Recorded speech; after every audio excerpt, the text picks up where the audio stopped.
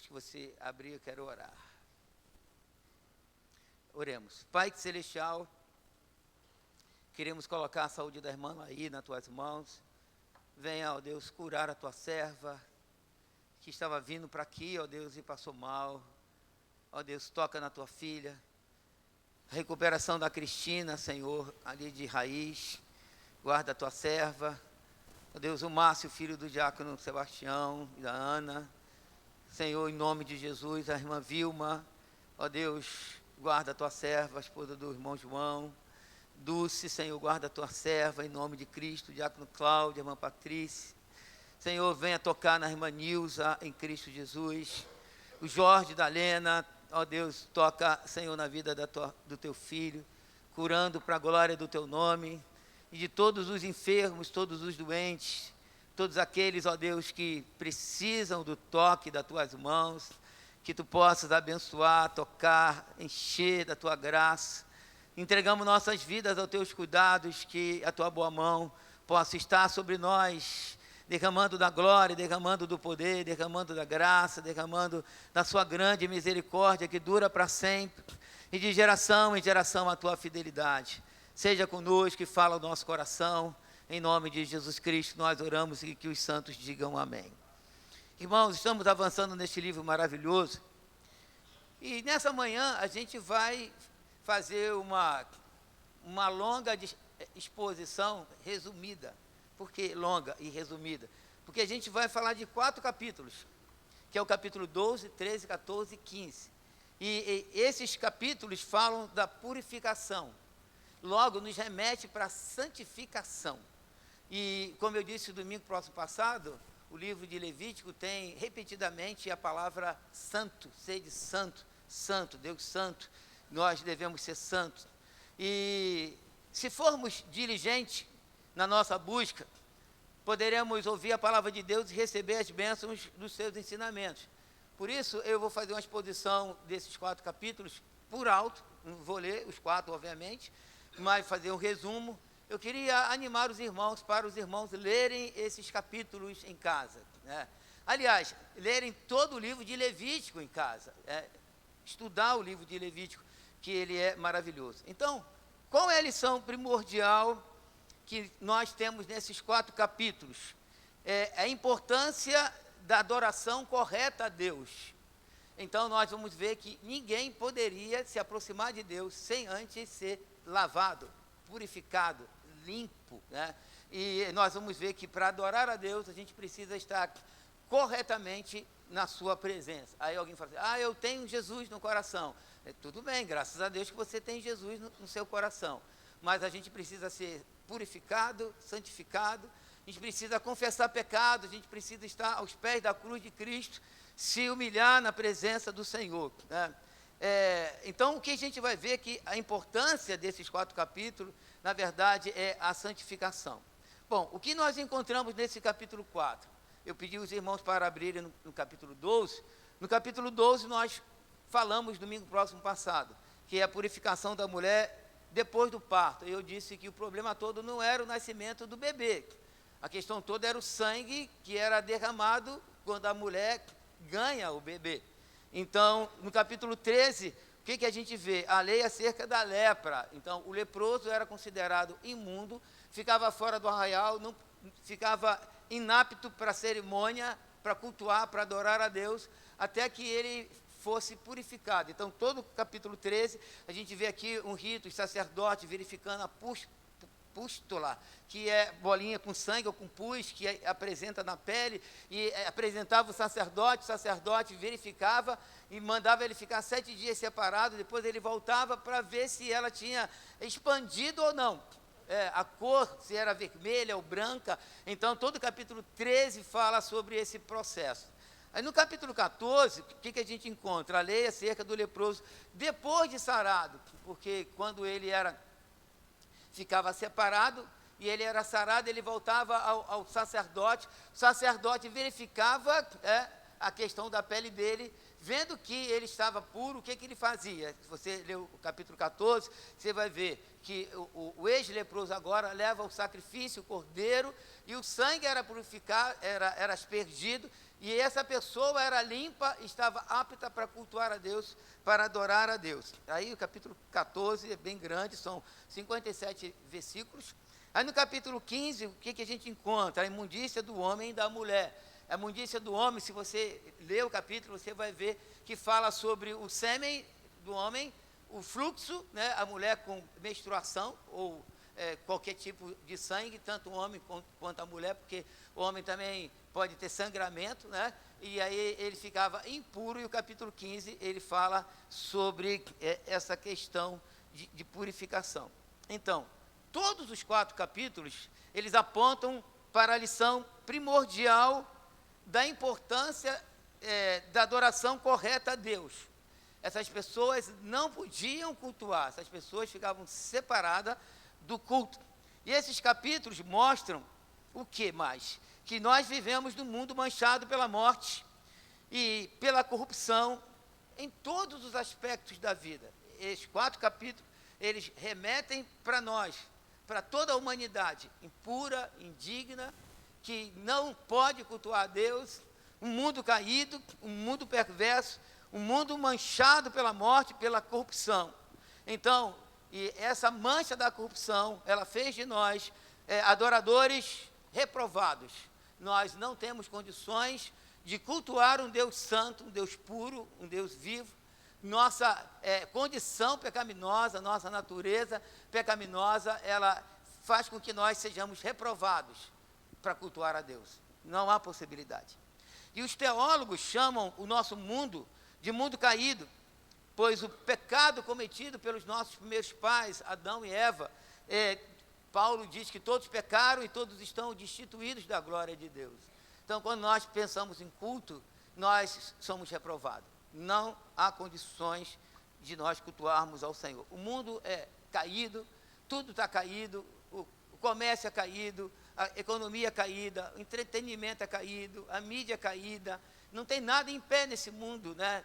A própria natureza, ela geme aguardando a redenção do Filho de Deus. Então, tudo que a gente possa imaginar do mundo é caído, tem maldade, tem corrupção, tem perversidade. Então, qual é o nosso grande dilema, então, a fazer essa introdução e ver esses 4 capítulos que a gente pode ler em casa? O nosso dilema que todos nós temos de encarar que uma pergunta que vem ao nosso coração, e a pergunta é essa pergunta que gera o dilema: como um povo dedicado a Deus pode viver com Deus, adorando a Deus no mundo caído? Como nós, que vivemos no mundo caído, nós podemos adorar a Deus, no qual a corrupção e a morte fazem parte da experiência normal da existência humana? Então, quando a gente pensa em existência humana, a gente pensa em corrupção. Hoje, alguns líderes evangélicos, muitos irmãos vão estar lá na Avenida Paulista, fazendo um comício para defender um homem. Um homem, não estou dizendo que ele errou tudo, mas foi um homem que não acertou tudo. Aí, se fosse um movimento de jejum, de oração, se a gente encher a Avenida Paulista, o Presidente Vargas, para a gente estar a manhã toda orando, clamando para Deus visitar a nação, seria muito mais eficiente, mas a cabeça humana, ela é corrompida. A gente vai lá, gasta um dinheiro, se mobiliza, aluga carro de som, que é caro, faz um montão de coisa, sai de casa para fazer uma defesa por um homem. E a gente está no mundo corrupto, caído.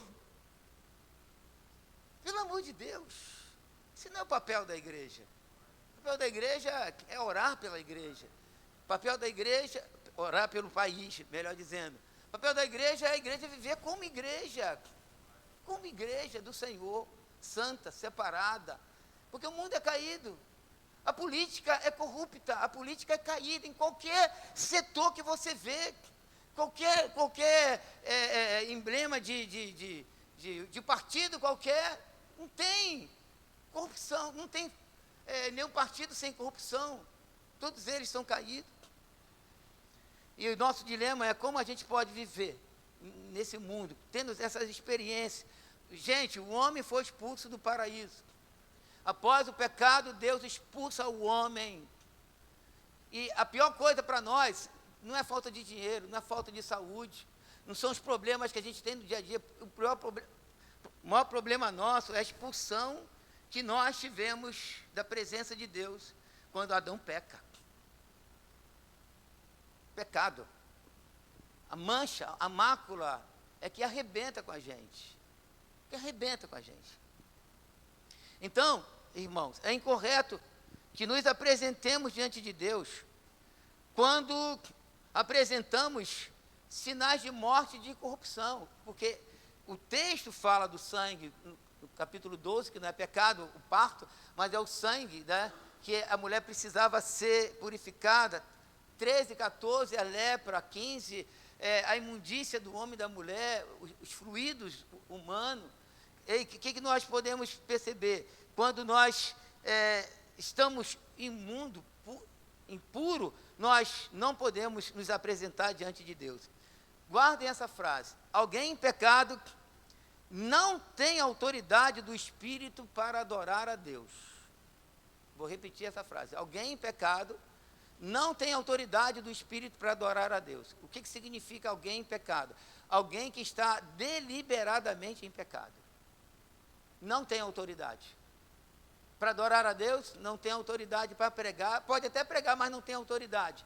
Não tem autoridade para expulsar demônio, não tem autoridade do mundo do Espírito, né? A não ser que nós venhamos a nos arrepender, nos lavar, nos purificar diante de Deus, e daqui a pouco a gente vai ver esse caminho que Deus estabeleceu para nós. Então, as leis de pureza, elas reconhecem esses desafios. Deus reconhece os desafios. Logo, a gente tem 4 capítulos que falam sobre a purificação do homem e da mulher, porque Deus sabia que nós iríamos encarar esses desafios, que os seres humanos, nós enfrentamos impurezas, e Deus, Ele fornece uma graciosa resposta para as pessoas, né, cujas vidas foram afetadas pela morte e pela corrupção. Então, a minha vida foi afetada pela corrupção, a minha consciência é afetada pela corrupção. Então, muitas vezes, fala, não, eu tenho a consciência limpa, a gente tem essa expressão, né? A gente ouve essa expressão, a gente fala essa expressão, eu tenho a minha consciência limpa. Não sei até onde a corrupção nos deu essa capacidade maligna de deturpar essa consciência criada pelo Senhor. Porque o pecado, ele é tão forte, tão mau, tão penetrante, que foi no fundo da nossa alma e fez um grande mal para nós. Alguém em pecado não tem autoridade de adorar a Deus. Então, as leis de pureza reconhecem os desafios, e aí o que ele faz? Ele mostra que nós podemos ser restaurados. Então, nós podemos ver tanto no Velho como no Novo Testamento, pessoas que estavam impuras, tentaram cultuar a Deus e fizeram mal para ela, e fizeram mal para a família, e para a congregação. Então, os 4 capítulos mostram o processo de purificação como uma oferta de expiação e um tempo para que a pessoa pudesse ter uma reflexão teológica. Eu falei isso domingo próximo passado. Miriam peca, fica leprosa, Deus deixa 7 dias ela parada. Deus poderia curá-la imediatamente, como Jesus fez no Novo Testamento. Mas ela ficou 7 dias, certamente para reflexão teológica, quem era Deus e qual foi a atitude que ela tomara diante de Moisés, o líder que Deus tinha levantado para ela. E ela se levanta, ela e seu irmão Arão, e ela fica impura, leprosa. Então, nós temos que entender que nós precisamos ser santos, puros, lavados pelo sangue de Cristo. Mas eu quero voltar um tópico de domingo próximo passado, sobre a santificação posicional. Nós, quando recebemos Jesus Cristo, nós nos tornamos santos. Coloque o texto para mim de Hebreus 10, 10. Hebreus capítulo 10, versículo 10.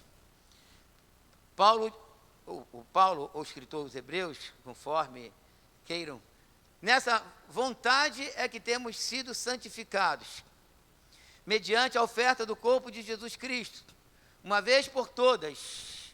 Ora, volta ao verso 10, só o 10. Nessa vontade é que temos sido santificados, digam bem alto, mediante a oferta do corpo de Jesus Cristo, uma vez por todas. Então, o escritor dos Hebreus fala que nós fomos santificados, e essa santificação é uma santificação posicional. Então, através de Cristo, nós somos santos. Só que a gente precisa ter uma santificação progressiva, vivencial progressiva, que é o dia a dia a gente indo se purificando, Deus trabalhando na nossa vida. Cada dia que a gente entrar aqui, cada dia que a gente, durante a semana, que a gente dobrar o joelho em casa, fazer a nossa devocional, a gente precisa entender que a gente precisa confessar os nossos pecados, que nós precisamos nos arrepender, nós precisamos nos quebrantar diante do Senhor, senão Deus não aceita o nosso culto. Deus só aceita o nosso culto através de Jesus Cristo e pelo sangue de Jesus Cristo. E eu tenho aqui uma tela para ler com os irmãos. Eu resolvi colocar na tela uma parte aqui do meu esboço, que diz o seguinte. Vai sair lá. Ok. Mas desejo dividir algo que eu acho fundamental nesse aspecto de santificação. É que a santidade é vista por muitos hoje como nada mais que um bom comportamento. A gente é tão confuso nessa questão de santidade, que a gente olha para o ímpio e fala assim, não, eu conheço o ímpio que é mais íntegro do que alguns crentes. É uma leitura errada. Porque a gente fala da integridade do ímpio, como o comportamento dele é melhor do que alguns crentes, a gente acha que ele é mais santo do que a gente. Não é. Porque, vejam a ideia, né? É que a santidade é vista por muitos hoje como nada mais que um bom comportamento, conformado a um código moral estabelecido no contexto da prática religiosa. Quer dizer, há um código moral de vida, e eu quando morava em Caxias, tinha um homem que depois ele se converteu, Sebastião era o nome dele. E eu conversava muito com ele, falava de Cristo para ele, um homem de família, um homem íntegro, né? E ele disse assim para mim, Jorge, meu problema é aqui dentro. Aqui dentro, em outras palavras, aqui dentro era corrompido. Mas ele tinha um comportamento sério, de família. Ele tinha uma avenida que alugava para a gente, só morava, numa época só morou crente lá, né? Eu morava lá, na casa dele, né? Pessoa maravilhosa. Eu falei, meu problema é aqui dentro. Então, quando a gente vê comportamento ético e moral, a gente acha que é um santo homem de Deus, é uma santa mulher de Deus. E até ímpio a gente acha isso. Oh, meu Deus. Porém, vamos continuar. O conceito de santidade é fundamentalmente uma descrição do relacionamento da pessoa com o único e verdadeiro santo, o Senhor Deus. Então, vejam só a ideia, que a santidade é fundamentalmente uma descrição do relacionamento da pessoa com o único Deus verdadeiro. Então, para que a gente seja santo, a gente precisa de um relacionamento com Deus. Às vezes a gente coloca os olhos no preceito, e a gente acha que o preceito vai nos levar para Deus. Não, o caminho é o contrário, é Deus que nos leva para os preceitos, né? Ontem, falando para a mocidade, falei sobre santidade, e aí uma jovem abriu o culto e disse o seguinte, Jesus falou, né? Aquele que me ama guarda os meus mandamentos. Então, Jesus não disse, se guardar o meu mandamento, você vai me amar. Essa não é a linha qual é? Se amar Jesus, vai guardar os seus mandamentos. Quer dizer, então a gente coloca os olhos no comportamento, na nossa ética cristã, e a gente acha que isso é santidade, mas santidade fundamentalmente é uma descrição do relacionamento da pessoa com o único e verdadeiro santo, o Senhor Deus. Então, é aqui, continuando na leitura, onde encontramos muita fraqueza. Por quê? Porque a maioria dos cristãos tem um relacionamento superficial com o Senhor. Não tem profundidade. Participam até dos cultos da igreja, mas não tem profundidade no relacionamento. É justamente essa profundidade no relacionamento que vai gerar a minha santificação. Vai fazer com que eu me comporte devidamente como um servo de Deus. Então, esse relacionamento com Deus, continuando a leitura, é resultado da redenção obtida por Ele para o seu povo. Aí tem aqui uma menção da libertação do Egito, mas a libertação nossa do mundo também. Assim, os ensinamentos a respeito da vida de santidade do cristão devem começar pelo relacionamento correto com Deus através de Cristo.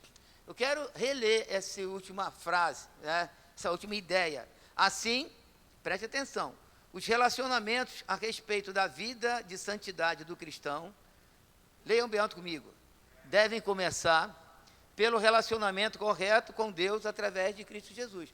Qual é o nosso relacionamento correto com Deus? É a gente ter essa consciência que foi atingida também pelo pecado, lavada pela palavra, limpa pelo sangue de Cristo, para que a gente tenha sensibilidade quando a gente desagrada a Deus. Porque muitas vezes a gente faz coisas, sente coisas, e que desagrada a Deus, a gente não sente o peso. Por que a gente, às vezes, não sente o peso? Por falta desse relacionamento. Por falta desse convívio, por falta de uma devocional mais profunda, mais intencional. O que é uma devocional intencional? Eu vou fazer isso para agradar a Deus, eu quero ouvir a voz de Deus, eu vou parar, ter um tempo para buscar a Deus. A vida é acelerada, o mundo é opressor e tenta nos roubar desse momento com Deus.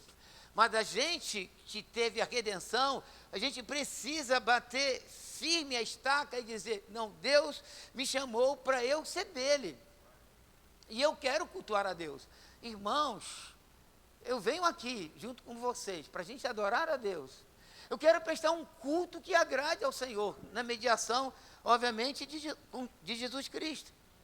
Então, a partir desse compromisso com o meu Deus, vem o desejo de viver de acordo com a vida redimida que Ele me deu. Então, voltando aos 4 capítulos, vamos supor, a irmã teve um bebê. Então, homem 40 dias até o tempo da purificação. Menina 80 dias até o tempo da purificação. Então, eu tenho que guardar, fazendo uma reflexão teológica. Era que os leitores originais faziam. Para nós, a gente precisa parar e perceber como a nossa vida está, para a gente cultuar a Deus. Se preocupar. Irmãos, se preocupem com a vida espiritual de vocês. Irmãos, fiquem atentos à santidade de vocês. Nossa, né? Minha e sua. Fiquemos atentos. É fácil se perder. É fácil.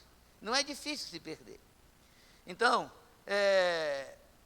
repetindo, a partir desse compromisso com Deus, vem o desejo de viver de acordo com a vida redimida que Ele nos deu. Porque esse é o mandamento que Deus nos deu. Por exemplo, Efésios 5:3, coloca esse texto para nós. Vejam só o que Paulo diz para nós, remidos e lavados. Mas a impudicícia e toda sorte de impureza, impudicícia, o impudico, né, aquele prostituto, ou cobiça, nem sequer se nomeie entre vós, digam bem alto. Como convém o quê? A santos. Então, como que a gente vai pegar a impudicícia, toda sorte de impureza ou cobiça?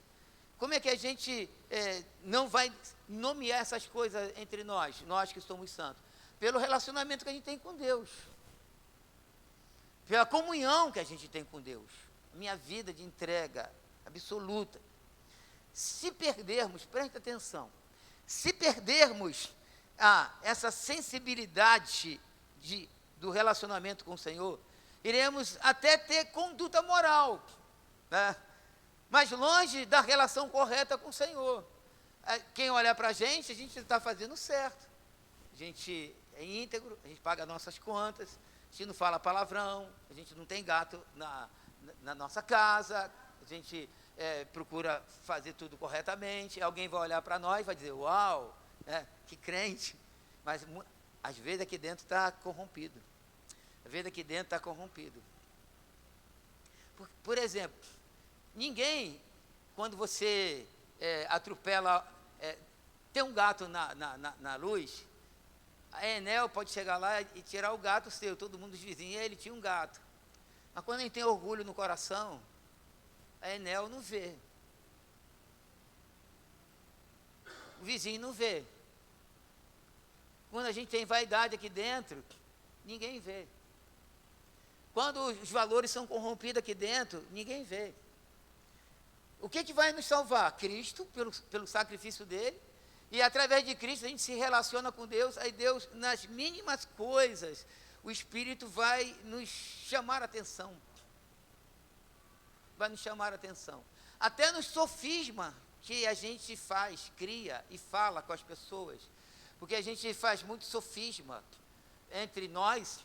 E aí quando a gente fizer sofisma, que é essa mentira camuflada, e sabe como é que é? Não, tem como aquela, para te dar uma melhor ideia do sofisma. Um ladrão correu, a polícia veio atrás do ladrão, entrou numa igreja. E tinha um sacerdote na porta com aquela estola grande. Aí o ladrão entrou na igreja, a porta dentro, para fugir do policial.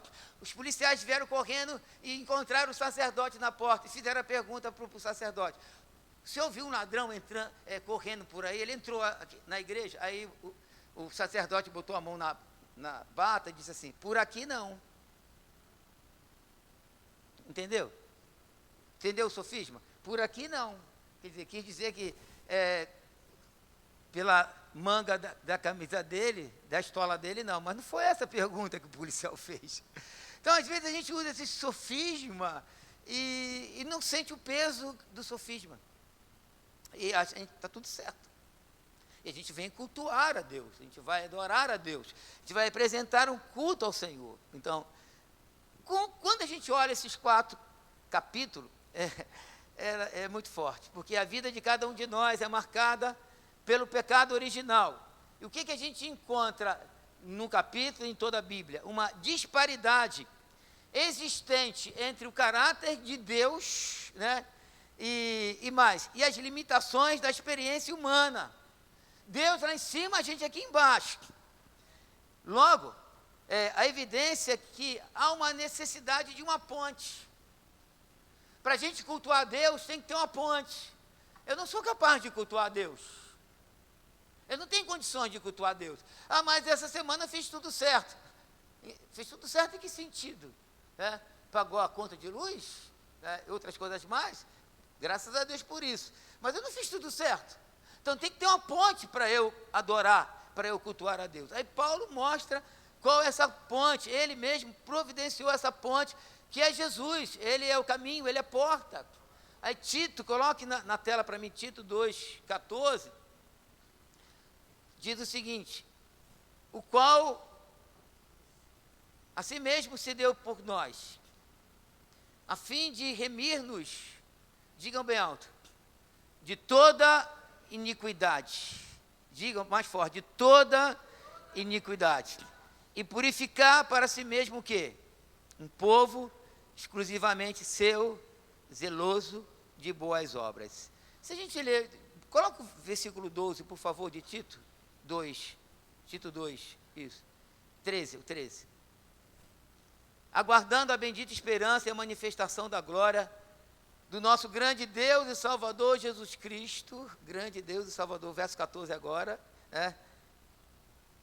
o qual, esse Deus, Jesus Cristo, assim mesmo se deu por nós, a fim de remir-nos de toda a iniquidade e purificar para si mesmo um povo exclusivamente seu, zeloso de boas obras. Quer dizer, Deus criou a ponte, para a gente cultuar a Deus, a gente precisa ser lavado, a gente precisa ser limpo. E aí Deus envia Jesus para nos remir de todo o pecado. Então, para a gente cultuar a Deus, a gente precisa de Jesus. Primeiro ponto. Segundo ponto, a gente precisa de confissão dos nossos pecados. A gente precisa pedir a Deus que nos sonde, para que Deus derrame luz sobre as nossas trevas, para que Deus venha incomodar o nosso coração, para que Deus venha falar conosco, para que nós possamos cultuar ao Senhor de verdade. Então, as passagens dos 4 capítulos, primeiramente descrevem doenças, depois os fluidos do corpo do homem e da mulher. Mas, voltando a Levítico, 12 a 15, qual é a finalidade desses 4 capítulos?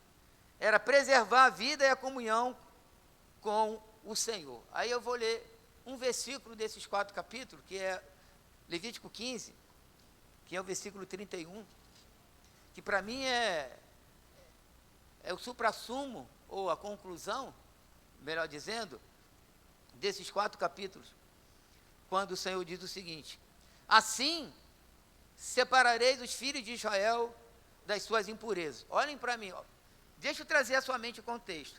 Qual é o contexto?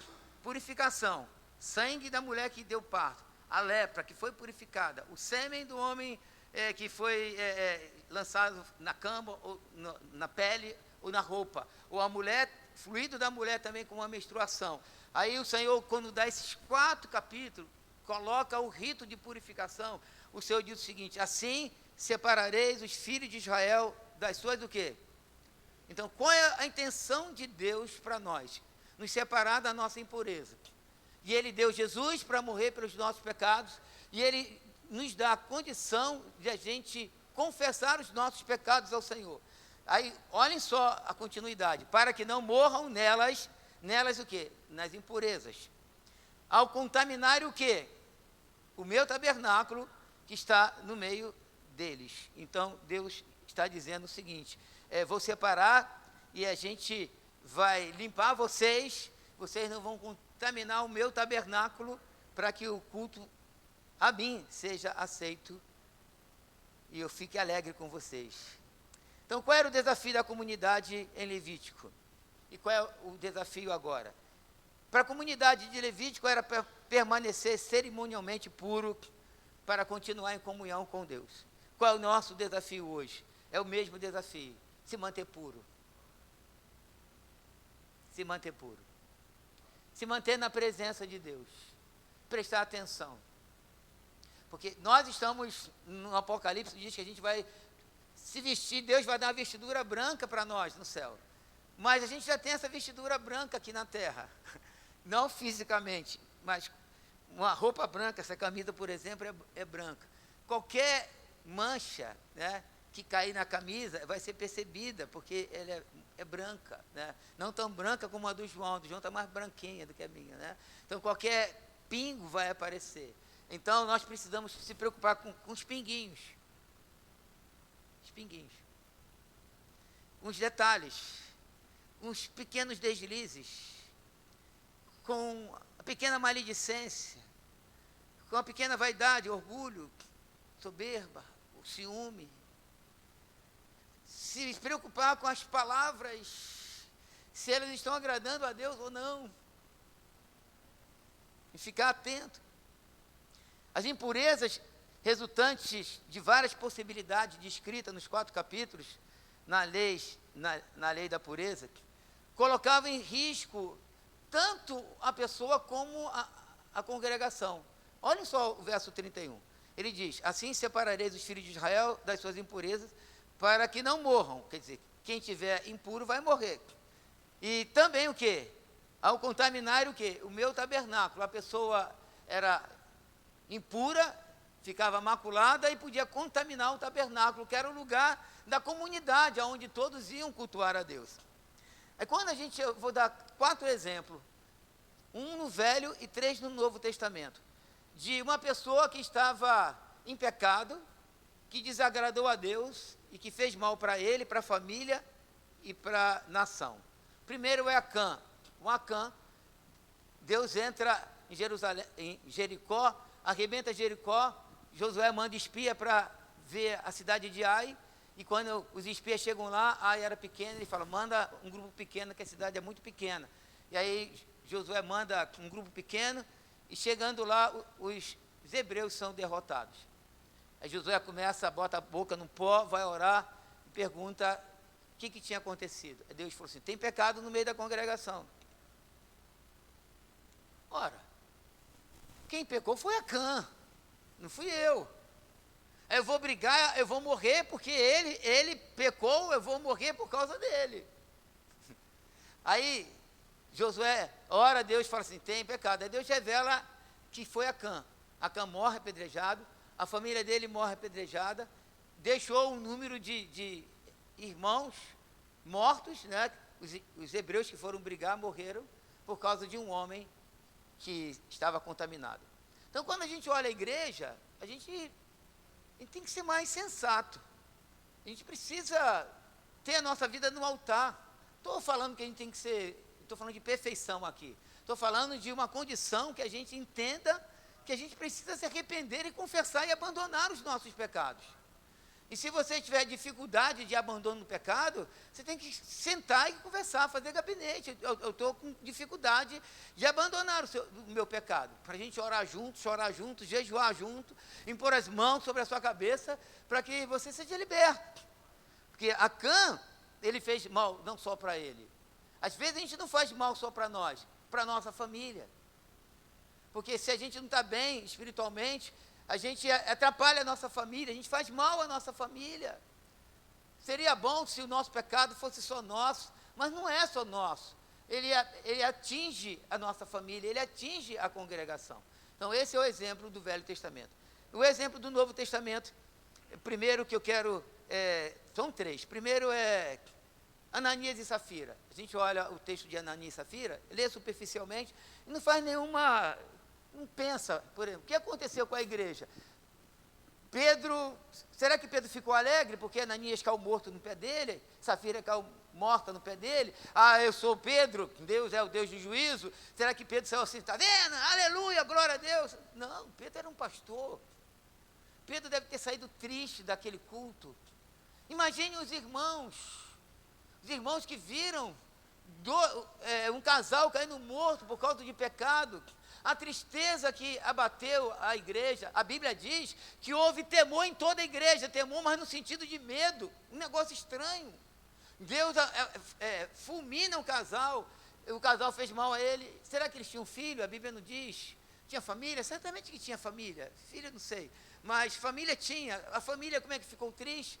Quer dizer, a igreja como ficou triste? Então, eu já tive episódio aqui na igreja de pecado que me bateu a igreja, bateu a família. Para se recuperar foi uma caminhada longa para caminhar e só pensar traz tristeza. Então a gente precisa pensar, peraí, eu sou do Senhor. Então eu preciso fazer o máximo para eu viver na presença de Deus.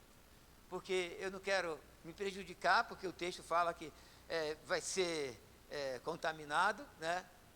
E vou ser contaminado e vou contaminar a congregação também.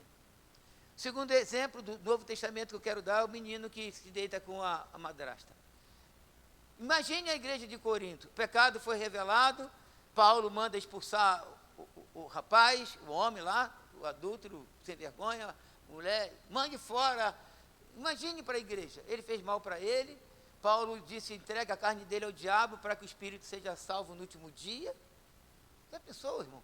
Carne ser entregue ao diabo? Isso é horrível.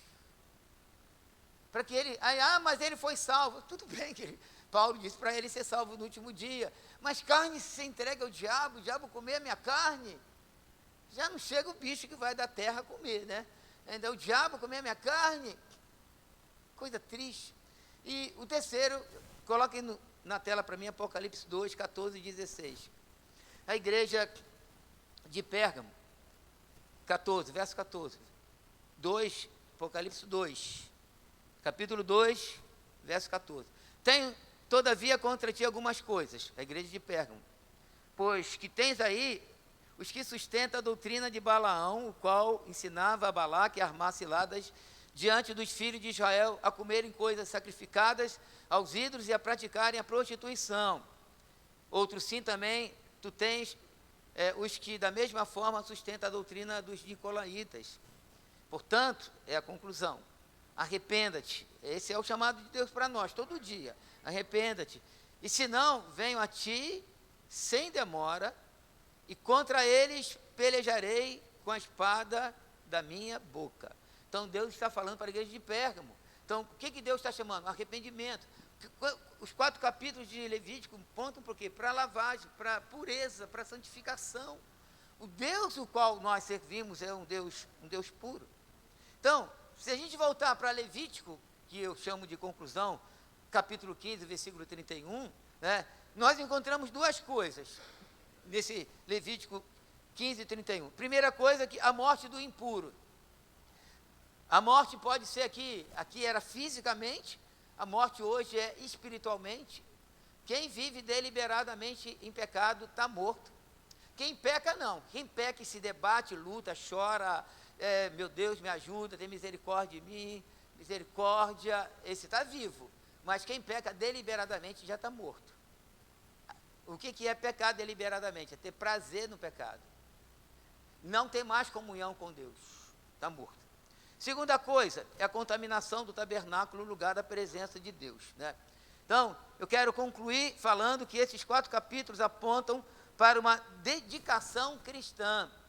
Deus quer que nós venhamos a nos dedicar, viver dedicado para Ele. E acima de tudo, esses capítulos nos mostram que o povo da comunidade da aliança, esse povo havia se comprometido com o Senhor.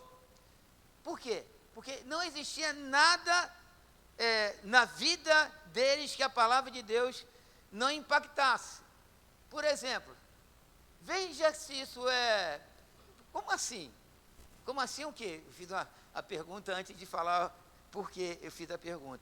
Olha em Levítico 15, 16 e 17. Coloque na tela para mim. Versos 16 e 17. É um dos capítulos. Também o homem, quando se der com ele imersão de sêmen, banhará todo o seu corpo em água e será imundo até a tarde. Toda veste e toda pele em que houver sêmen se lavarão em água e serão imundas até a tarde. Quer dizer, quando a gente olha aqui a emissão de sêmen, o que parece no texto que pode implicar algumas coisas. Pode ser no caso de uma relação sexual, né?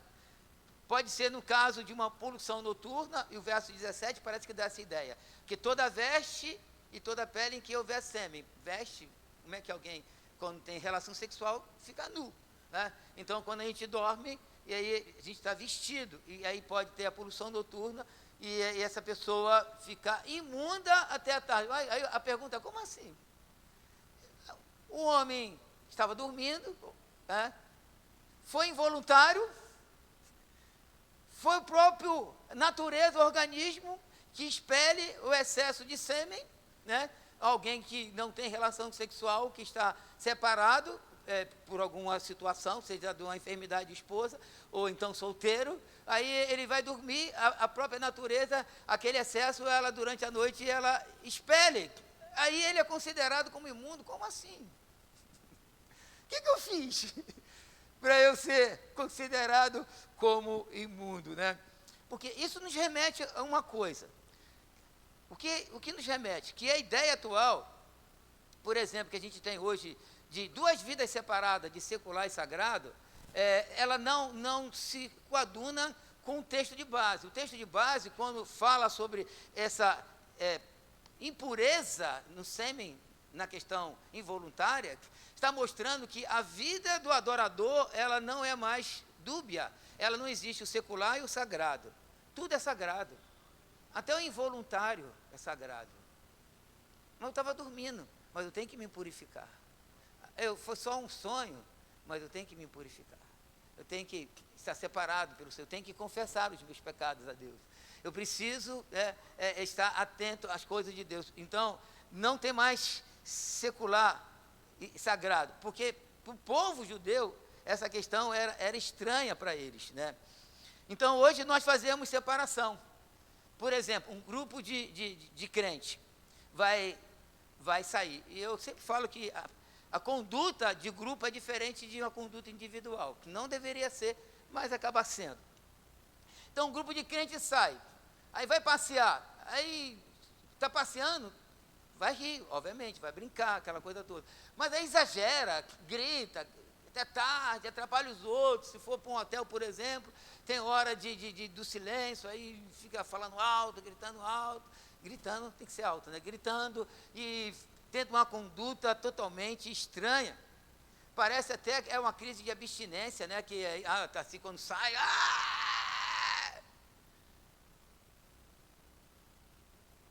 Isso não convém para mim. Tem um menino aqui na igreja, ele nasceu, criado, esse é até um rapazinho aqui, quando ele era pequeno, ele era muito levado. Agora ele amadureceu e o comportamento dele não ainda é uma criança, comportamento de criança, né? Mas está bem, mais tranquilo. Ele estava numa reunião fora da igreja nossa, e aí tinha um menino do lado dele. E o menino começou a conversar. Ele falou assim: fica quieto, o bispo Jorge está aí. Aí a mãe do garoto escutou e falou: bispo Jorge? Aqui não tem bispo Jorge. Aí ele falou: não tem não? Oba! Crise de abstinência, né? Aí saiu gritando, saiu correndo, porque o bispo Jorge não estava lá, né? Se alguém, mas eu não estou falando dele que ele é uma criança, mas se um adulto, ele é, vamos dizer assim, regulado, a sua conduta é regulada porque tem alguém perto, você está longe do Senhor. Você está longe do Senhor. Porque quando a gente está perto do Senhor, o que importa é Ele. Se está ou não está, para mim, não quero nem saber. Eu quero Ele, eu quero o Senhor. Se o bispo voltar do meu lado ou não está do meu lado, não importa, eu quero o Senhor. Minha conduta tem que ser, com a referência é o meu Deus, o meu Senhor. Tenho que ter um comportamento cristão em todo o tempo, mas poluição noturna, involuntária, tem que se purificar. Aconteceu algo na minha vida que Deus condena. Por que Ele condena? Não sei. Ele condenou, Ele é Deus, Ele que sabe de todas as coisas. Não tem como explicar isso. Por que Deus disse que fica impuro com algo involuntário noturno? Ele disse que fica, então fica. Sou do Senhor em qualquer momento. Então, voltando a Levítico, mesmo dormindo, em qualquer lugar, passeando, em casa, eu preciso estar atento com o meu Deus. Eu tenho aqui uma frase para ler com os irmãos. Coloque a segunda frase na tela, por favor. Eu acho essa frase importantíssima. Não. Isso. Queria que a gente lesse alto essa frase. Leiamos. O relacionamento precede as regulamentações. Quer dizer, se a gente só fica na lei, um olho na lei, o que eu posso, não posso, eu posso isso, não posso aquilo, a gente não vai conseguir. A gente não vai conseguir. Então, o relacionamento precede a lei. Eu preciso me relacionar com Ele. É Ele que faz a diferença. É o Senhor, é o meu Senhor. E a vida santa é no seu nível mais básico, o relacionamento com Deus. Eu fecho a exposição com Colossenses 1, verso 19 a 23. Colossenses 1, 19 a 23. Porque aprove a Deus que nele, em Jesus, residisse toda a plenitude, e que, havendo feito a paz pelo sangue da sua cruz, por meio dele, reconciliasse consigo mesmo todas as coisas, quer sobre a terra, quer nos céus. E a vós outros também, que outrora éreis estranhos, inimigos no entendimento, pelas vossas obras malignas. Agora, irmãos, porém, vos reconciliou no corpo da sua carne, mediante a sua morte, digam bem alto, para apresentar-vos perante ele, de que jeito? Santos, inculpáveis e irrepreensíveis, se é que permaneceis na fé, alicerçados e firmes, não vos deixando afastar da esperança do evangelho que ouvis e que foi pregado a toda criatura debaixo do céu, e do qual eu, Paulo, me tornei ministro. Que Deus nos ajude. Nós fomos reconciliados, lavados. Deus quer nos apresentar santos, inculpáveis, separados. Guardemos o nosso coração, irmãos. Irmãos, guardemos o nosso coração, irmãos. Pecado tenazmente nos assedia. E que Deus nos guarde. Recline a sua cabeça. Nosso Deus e nosso Pai, tem misericórdia de nós, pecadores. Como nós lemos aqui em Levítico 15, 31, Senhor, a intenção do Senhor era separar os filhos de Israel de toda impureza. Sua intenção, ó Deus, é nos separar de toda impureza, através do seu Filho Jesus Cristo, nosso Senhor e Salvador. Entregamos nossas vidas em Tuas mãos, que o Senhor possa nos guardar, que o Senhor possa perdoar os nossos pecados, santificar as nossas vidas. Ó Deus, que nós possamos continuar com a conduta moral, porque faz parte do pacote. Ó Deus, mas que no nosso coração e na nossa mente, mediante o relacionamento que temos com o Senhor, possamos, ó Deus, guardar o nosso coração. Seja com cada um de nós, seja com o Teu rebanho, seja com o Teu povo, Senhor, que o Senhor possa nos guardar e nos proteger. Senhor, perdoa-nos, limpa-nos, sonda-nos, vê se há em nós algum caminho mau e guia-nos pelo caminho eterno, Senhor. Que o Senhor possa ter misericórdia de nós, sustentar as nossas vidas em Tuas mãos, purificar os nossos corações. Eu quero, junto com os meus irmãos, cultuar a Ti, Senhor. Ó Deus, eu quero cultuar o Teu nome, eu quero cultuar a Tua doce pessoa. Quero cultuar a Ti, Senhor, seja com cada um de nós, nos abençoando, nos guardando, nos enchendo da Tua glória e do Teu poder. Ó Deus, receba o nosso louvor e a gratidão da nossa alma, porque o Senhor providenciou a ponte.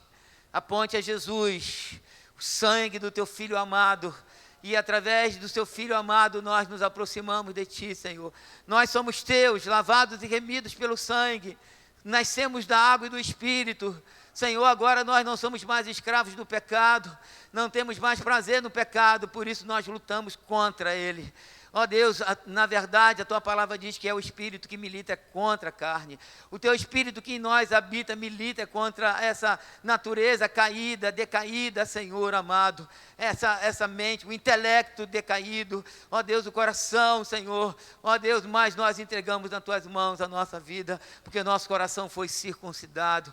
A nossa mente é a mente de Cristo. No entanto, nós precisamos vigiar, que possamos vigiar, Senhor. Como o Senhor falou aos seus discípulos, vigiai e orai, porque o espírito está pronto, mas a carne é fraca. Irmãos, a carne é fraca. O espírito está pronto. Senhor, por isso nos encha do Espírito. Por isso, Senhor, nos dê mais profundidade na devocional. Por isso, Senhor, que possamos estar mais atentos, mais preocupados com a nossa vida espiritual, Senhor. Queremos nos preocupar em crescer, em amadurecer, e é honrar e glorificar o Teu nome, Pai. Seja com cada um de nós, em nome de Jesus Cristo, e que os santos do Senhor digam amém. Queria que você ficasse de pé comigo, por favor. Glória. Levantasse as suas mãos e agradecesse a Deus por Jesus Cristo.